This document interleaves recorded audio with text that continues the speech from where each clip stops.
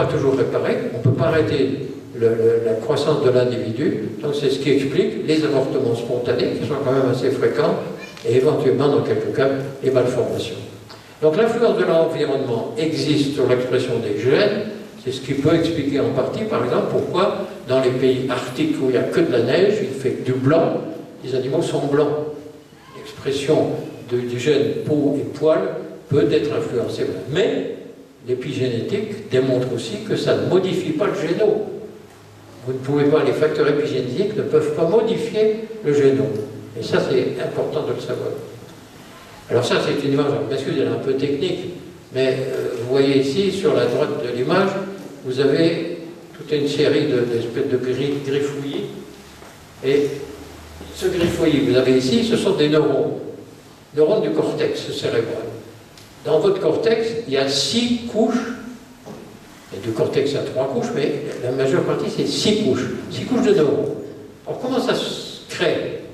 Eh bien, au départ, les neurones sont placés, je vais essayer de vous le montrer avec une flèche, voilà, les neurones sont ici, dans cette partie qu'on appelle le ventricule, où il y a de l'eau, c'est le ventricule primitif. Et vous voyez que les neurones qui sont au début, ça s'appelle des neuroplastes. Ces neuroplastes vont ascensionner ici, comme un alpiniste, le long d'une fibre gliale. Parce que dans le système nerveux, vous avez 2 choses, les neurones et les cellules gliales, qui font tout le service, l'intendance, la défense, etc. Et dans le cas particulier, il y a une fibre qui part du ventricule qui va jusqu'à la superficie. Et les neuroplastes ascensionnent comme ça, se mettent en place sur 6 couches. C'est-à-dire que la dernière couche, il est obligé de traverser la totalité du système. Il s'interconnecte avec ses voisins, à la fois vertical et horizontal. Pourquoi vous êtes très performant avec votre cerveau, qui pèse quand même pas des masses, ça varie d'un sujet à l'autre, enfin c'est de l'ordre de 1500 grammes. Pourquoi vous êtes très performant? Parce que vous avez une matrice d'analyse double, verticale et horizontale, qui vous permet de stocker de l'information et de la traiter. Alors ça, c'est absolument extraordinaire.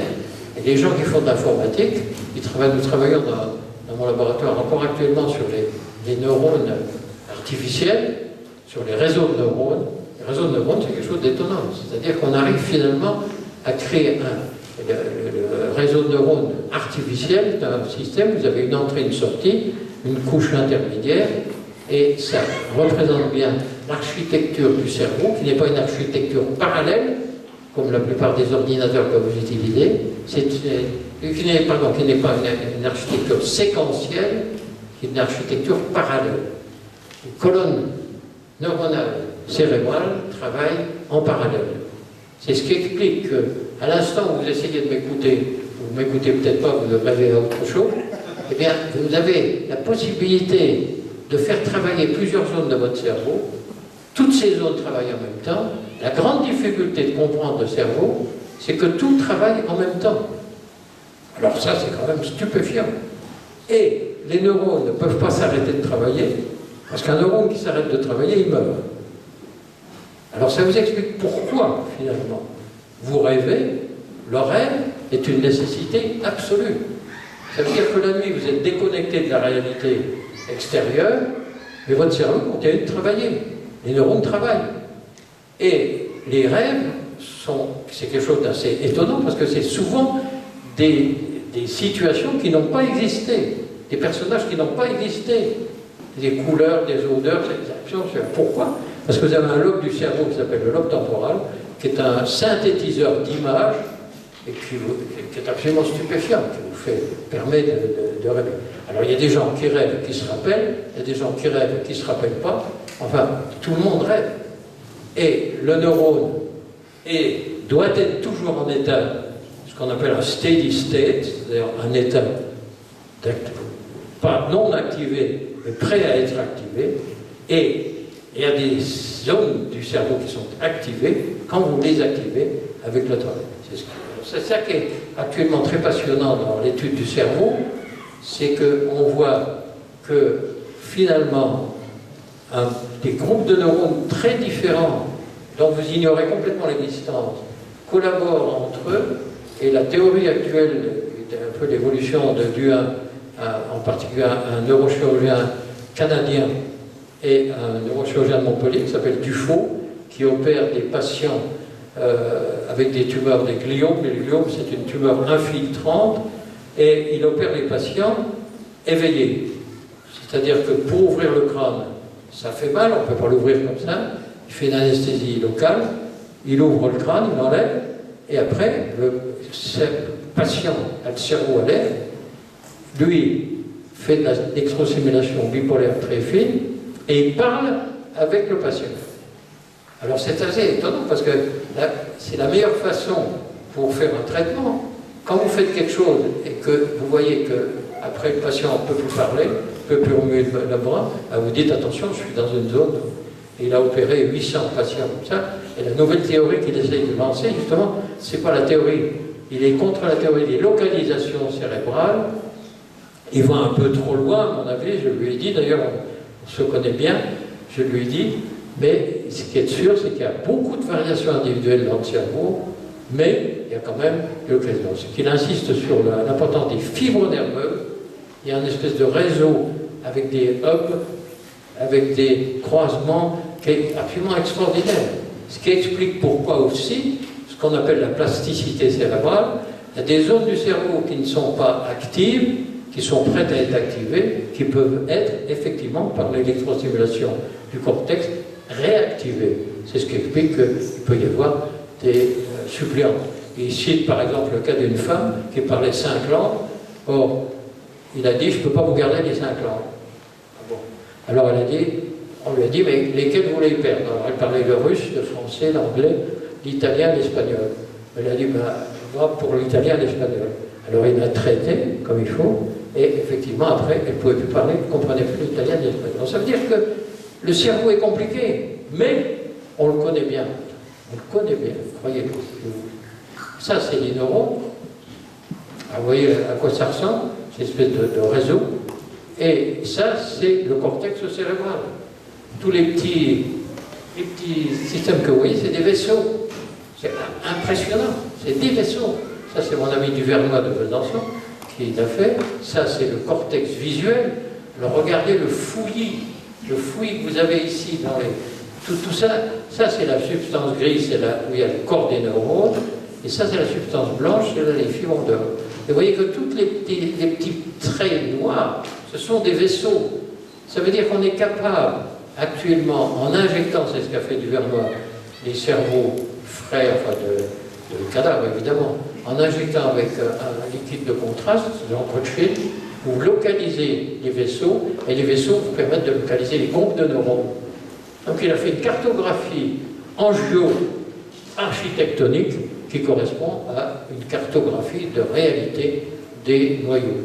Donc ça veut dire qu'on a quand même une connaissance maintenant extrêmement longue. Alors ça c'est étonnant, vous voyez, on aura une main qui sert un tuyau. Là ça c'est ce que Duvernois a trouvé, et vous voyez que l'échelle c'est quand même terrible, ici c'est des microns, hein, si vous avez... Ça, et ça, ce sont des fibres qui servent le vaisseau artériel et qui règlent le débit cérébral. Donc ça veut dire que l'économie du cerveau est extrêmement astucieuse. On donne, alors ça on connaît un peu l'histoire, on donne plus de sang à ceux qui travaillent. C'est une formule qui a été reprise par des politiques qui disent on donne plus d'argent à ceux qui travaillent plus, mais là c'est la même chose. On donne plus de sang aux neurones qui sont activés. Et comment peut-on faire ça? C'est une régulation par les astrocytes qui, eux, sont capables de réguler le débit dans une zone cérébrale, et la circulation du cerveau est de type terminal. C'est la difficulté, évidemment, c'est ça le drame, c'est que, vous savez que les AVC, c'est des accidents vasculaires cérébraux, il y en a plus de 200 000 par an en France. C'est énorme. Et c'est le risque de l'hypertension, du tabagisme, etc. Et donc ça, c'est l'explication du débit variable du cerveau en fonction de l'activité. Alors il y a 4 grandes fonctions cérébrales, il est évident que je ne veux pas abuser de votre patience, mais on n'a pas le temps de les traiter toutes. Je vais vous donner quelques exemples précis. La mobilité. Vous avez dans le corps humain 600 moteurs musculaires. C'est impressionnant. Vous ne le savez peut-être pas, mais vous en avez 600. Alors vous voyez que c'est une machine avec 600 moteurs. Quand vous dites à un ingénieur, j'ai 600 moteurs, oui, quand il en a une dizaine ou une quinzaine, il est déjà un petit peu affolé. Mais là, il y a 600 moteurs à contrôler, à activer. Il y a 2 niveaux de contrôle. Il y a la décision, qui est à un niveau conscient. Je décide, par exemple, de prendre la bouteille. Je la prends. Je la prends apparemment facilement. Et si vous regardez le problème sur le plan technique, pour arriver à attraper la bouteille, il faut que j'arrive à piloter les 50 actionneurs du membre supérieur, à les diriger vers la même cible. C'est extrêmement compliqué. Les informaticiens, maintenant, spécialistes du contrôle, connaissent bien. Il y a des modèles cérébelleux, il y a des modèles de endpoint control, c'est-à-dire que la main est reconnue dans l'espace par le cerveau, et il y a une expérience assez facile à faire. Vous croisez vos doigts comme ça, vous croisez le pouce et l'index, et vous mettez ça sur le bout du nez. Et vous allez sentir 2 nez. Alors c'est une vieille expérience qui date des Grecs. Alors c'est étonnant. Alors ça veut dire quoi? Ça veut dire que les doigts sont codés. Il y a un code des doigts, code topographique dans le cerveau, qui fait que ça vous permet de, évidemment, connaître le système. Donc il y a un niveau conscient avec un langage fonctionnel. Vous commandez des mouvements, vous ne commandez pas des muscles. Parce que vous ne savez pas que vous avez des muscles, et vous n'avez pas besoin de savoir que vous avez des muscles encore plus forts. Et ce niveau conscient, c'est 20% seulement de la circuiterie. C'est peu. 80% restant, c'est l'exécution. L'exécution est complètement inconsciente. Quand je fais ce mouvement-là, je ne sais pas du tout ce qui se passe dans mon cerveau. Je ne sais pas du tout quel muscle il faut activer, pas activer, etc. Alors les spécialistes, moi j'ai fait de la biomécanique pendant 25 ans. La biomécanique, on essaye de comprendre quel muscle est en cause, comment ça marche, etc. Mais consciemment, vous ne savez pas.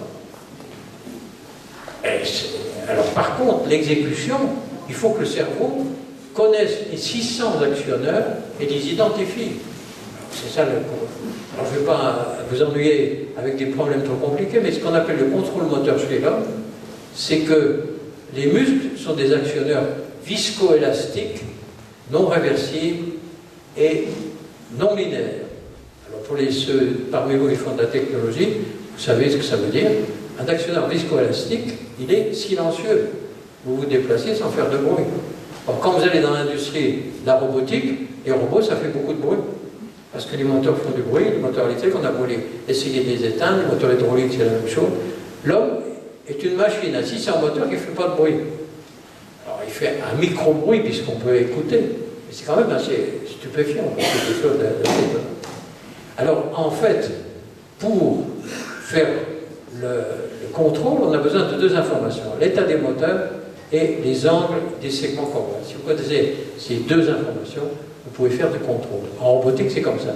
Pour contrôler un robot dans l'espace, il faut connaître l'état des moteurs, hydrauliques ou électriques, et connaître les angles des segments du robot. L'homme est exactement dans la même situation. Il n'y a pas de raison que ça soit différent. Donc ça veut dire que votre cerveau doit connaître à tout instant l'état des muscles et les angles des segments. Alors c'est ça le grand problème. Alors l'état des muscles, je ne vais pas vous embêter longtemps, il y a 2 types de capteurs qu'on appelle les fusionneurs musculaires et les organes de Golgi.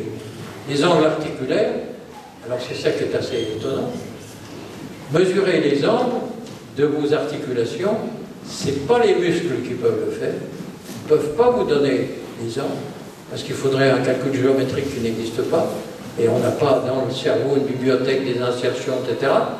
Et le coup de génie du constructeur de la machine, c'est d'utiliser la peau. La peau est le goniomètre des segments corporels. Alors ça, c'est absolument génial. Vous ne trouverez peut-être pas ça génial, mais c'est génial. La peau est le goniomètre de tous les segments corporels. Je mets la main en l'air, je ferme les yeux, je sais où est mon index. Ce n'est pas par les muscles qui sont là dans l'avant-bras, je ne descends pas, c'est par la peau. Donc la peau est votre goniomètre. Et c'est pour ça que je dis toujours, je fais beaucoup de cours pour les kinésithérapeutes, pour les médecins de médecine physique, je leur dis, la peau, c'est un vecteur important. C'est pour ça que le massage n'est pas simplement une palpation comme ça, pour le plaisir, c'est la recette du goniomètre. Vous avez beaucoup de patients qui ont des problèmes avec des cicatrices, par exemple les cicatrices du genou, qui ont des troubles de l'autre côté. Il faut recéter, c'est-à-dire réinitialiser le goniomètre. Alors ça, c'est un monde énorme. Ça, je vous montre simplement sur la vue interne du cerveau. Ça, c'est le cervelet qui permet de gérer tout le système. Le cervelet, c'est un organe fabuleux. Il est complètement inconscient. Vous n'avez aucune conscience de votre cervelet. Mais des cellules du cervelet qui s'appellent les cellules de Purkinje, sont des grosses cellules qu'on voit très facilement sur des groupes, ont jusqu'à 200 000 connexions avec d'autres cellules.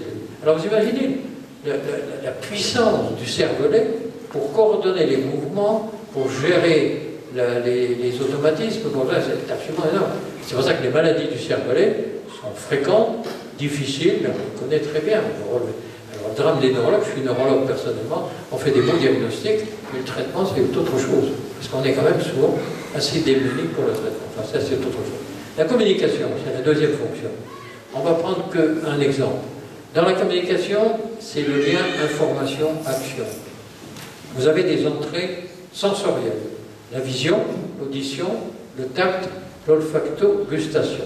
Tout ça, c'est des entrées d'information. Vous avez des sorties expressives. Sorties expressives, c'est le langage écrit et le langage oral, les mimiques et le comportement. Agression, fuite, etc. Enfin, tout ça. Donc ça, c'est comme ça que marche le cerveau de la communication. Et entre les deux, vous avez la boîte noire cérébrale. Vous savez ce que c'est que la boîte noire? On en parle souvent maintenant avec les accidents d'aéronautique. C'est ce qui vous permet de contrôler des paramètres. Le cerveau, c'est une boîte noire. C'est-à-dire que même si vous êtes très fort, très doué, expert en informatique, vous ne pouvez pas entrer dans le cerveau au point de percevoir les relations. Par exemple, vous cherchez le nom d'un ami qui vous échappe, pouf, tout d'un coup, il arrive dans le champ de la conscience.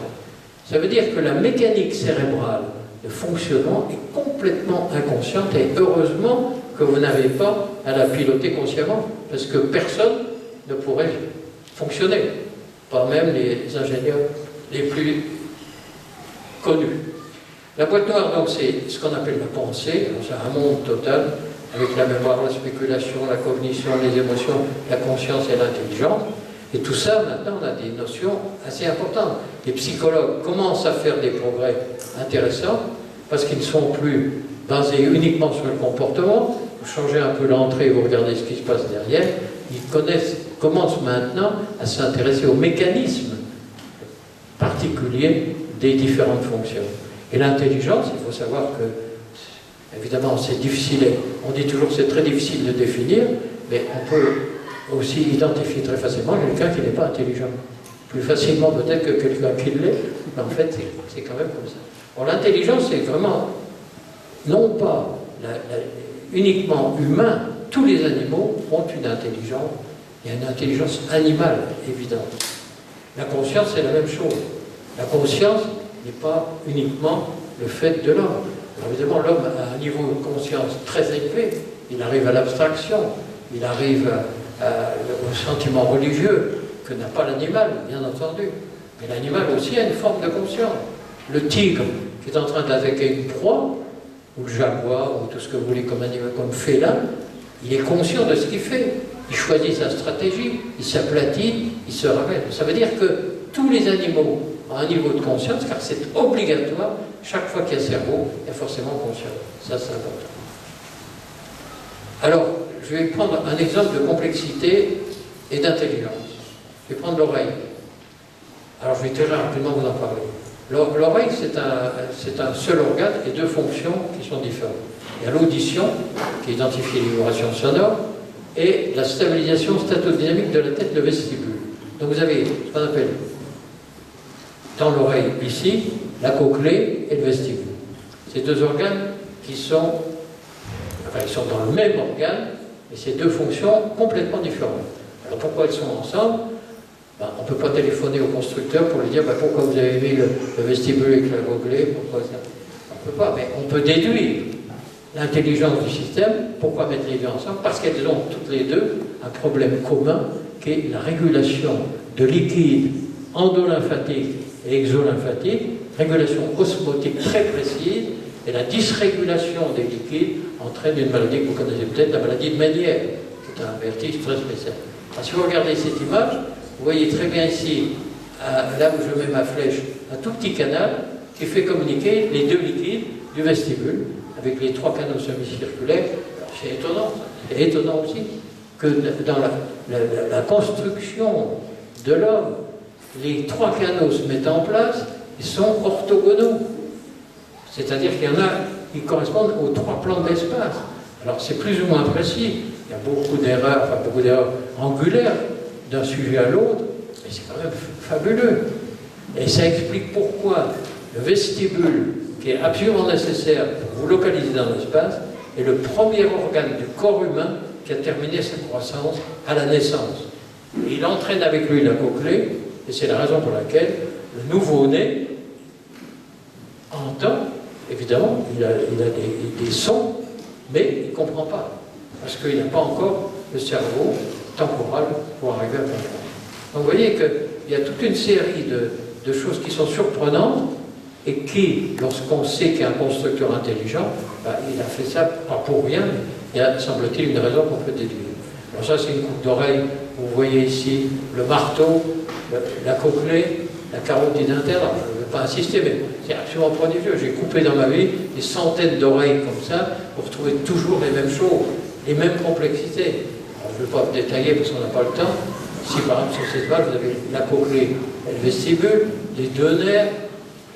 On a une connaissance très précise. Ça, c'est prodigieux. Vous avez ici le canal semi-circulaire supérieur, le latéral, les deux nerfs, la cochlée. Bref, ça, c'est aussi une image étonnante. C'est ce qu'on appelle l'organe de Corti. C'est ce qui vous permet de... Alors, on a des images. Ça, c'est une image au microscope électronique. Et vous voyez que c'est... Alors, je ne fais pas de détails. Voilà, il y a deux types de cellules. Et vous les voyez ici. Ça, c'est quelques microns. Alors, vous voyez comment c'est arrangé? Alors, évidemment, le type qui vous dira « Oh, mais ça peut venir par mutation, ça peut venir par le hasard. » Le hasard, là, comme si vous disiez à un ingénieur qui a fait un capteur extrêmement précis, ça vous est arrivé comme ça, par hasard? Non, c'est pas possible. Là, ça, c'est le plus bel exemple d'un raffinement technologique qui ne peut pas être dû au hasard. C'est absolument impossible. Pas être dû à une mutation hasardeuse aléatoire. Bon, ça c'est autre chose, enfin, je ne vais pas voir là. Alors, je vais vous donner deux autres exemples sur une figure de Dali de haute technologie. Deux exemples de ce que l'on peut appeler la bio-high-tech, c'est-à-dire la haute technologie biologique. Fabrication des spermatozoïdes et moustiques. Vous direz, ça n'a rien à voir. Ça n'a rien à voir, effectivement, mais c'est deux exemples de technologie très avancée. Alors, le spermatozoïde, vous êtes là ici parce que vous avez la chance que votre père a émis un spermatozoïde qui a rencontré une ovule de votre mère. Bon. C'est un problème techniquement très difficile. Ça a l'air simple comme ça, c'est le problème d'ailleurs de tous les animaux qui ont leur propre spermatozoïde. Le spermatozoïde humain a 5 microns de longueur pour la tête. 5 microns pour ce qu'il y a ici derrière, qui est la batterie, qui donne l'énergie, et ça c'est le flagelle qui a lui-même 50 microns. Donc la totalité d'un spermatozoïde, c'est 60 microns. Le micron, c'est le millième de millimètre. Prenez un millimètre, vous le coupez en 1000 parties. C'est pas gros. Donc vous voyez qu'un spermatozoïde n'est pas visible à l'œil nu, et dans une éjaculation, il y a, comme ça marche bien, il faut être assez jeune, vieux comme nous, enfin, voilà. Il y a environ 200 à 220 millions de spermatozoïdes dans une éjaculation. Il y en a un qui réussit, quelquefois deux, et un seul réussit. Alors, on connaît maintenant du spermatozoïde tout. Le microscope électronique nous a révélé tout. Par exemple, ici, vous voyez, là où je mets ma flèche, vous voyez une espèce de petite pointe. À la tête du spermatozoïde, une espèce de petite pointe renforcée, qui lui permet d'entrer dans l'ovule. Et quand il est entré dans l'ovule se ferme. Et c'est ce qui explique que finalement, quand un spermatozoïde est entré, ça s'arrête. Alors vous pouvez avoir des jumeaux, parce qu'il y en a deux qui arrivent en même temps, avec le même ovule, ou vous pouvez avoir des jumeaux qui ne sont pas des vrais jumeaux, avec des ovules différents. Vous savez que maintenant, on fait des greffes d'ovules, on fait des implantations et d'œufs. C'est très beau d'ailleurs.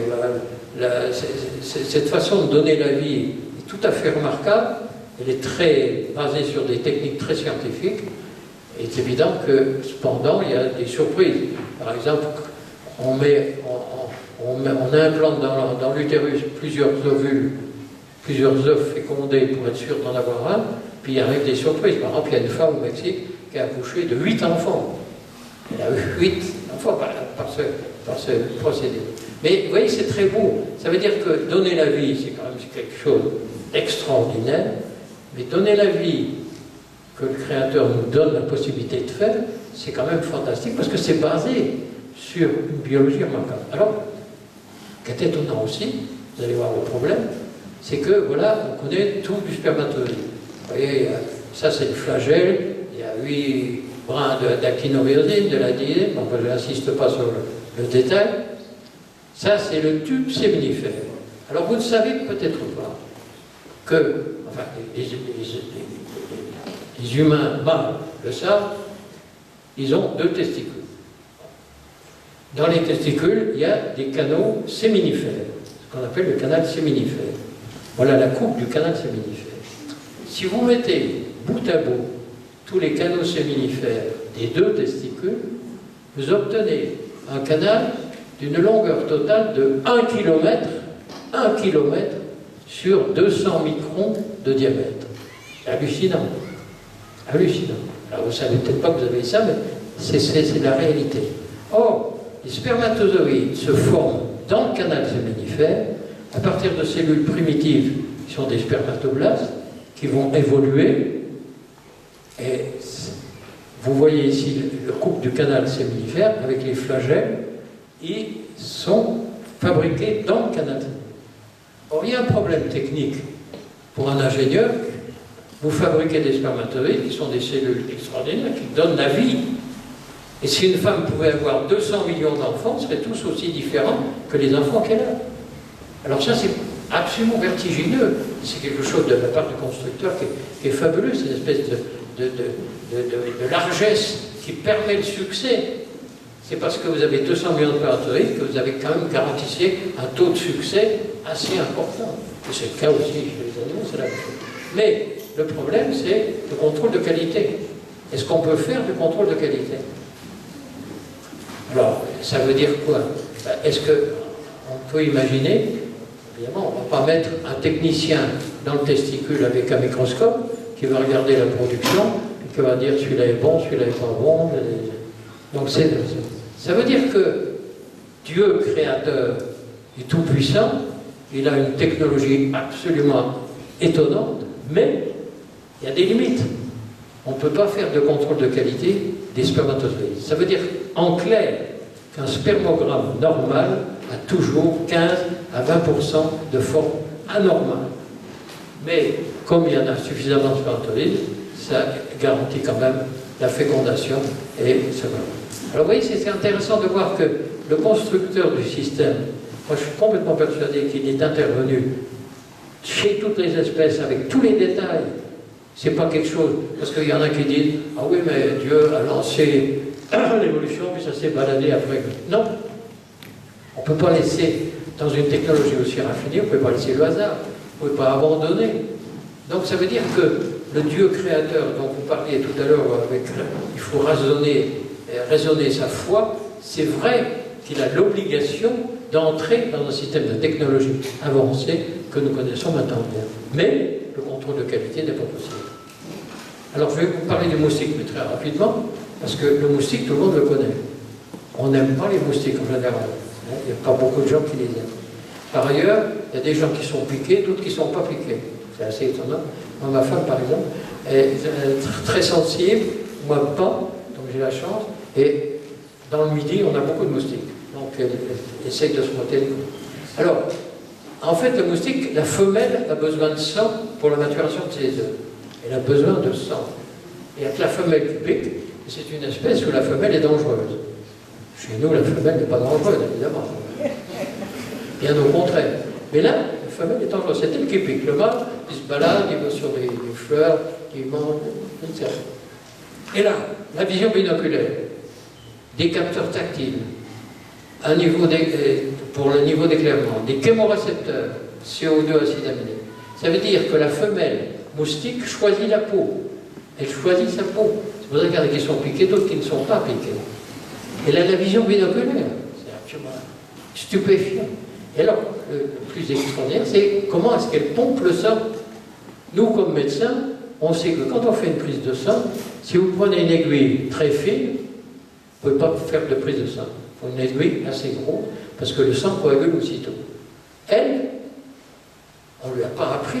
Elle n'est pas allée à l'école.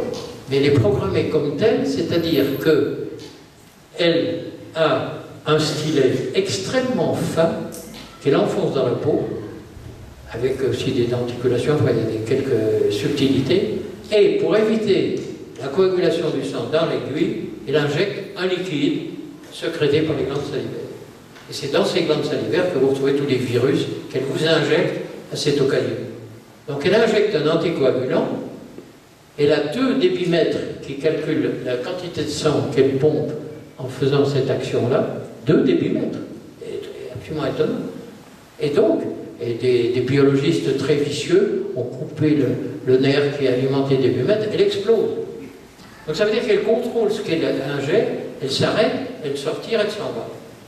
Et comme vous n'avez pas senti la piqûre parce qu'elle est trop fine, vous sentez la réaction du liquide injecté et qui vous donne précisément ce grattage que vous avez besoin. Alors quand vous voyez ça, vous avez elle a une vitesse de vol d'1 km par 24 heures, elle embarque 2 à 3 millions, et je vais vous la montrer en action.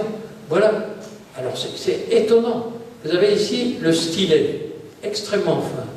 Or quand vous avez une aiguille très fine que vous essayez d'enfoncer, elle va se casser. Pour éviter qu'elle se casse, il y a une partie du moustique qui s'appelle le labium, ici,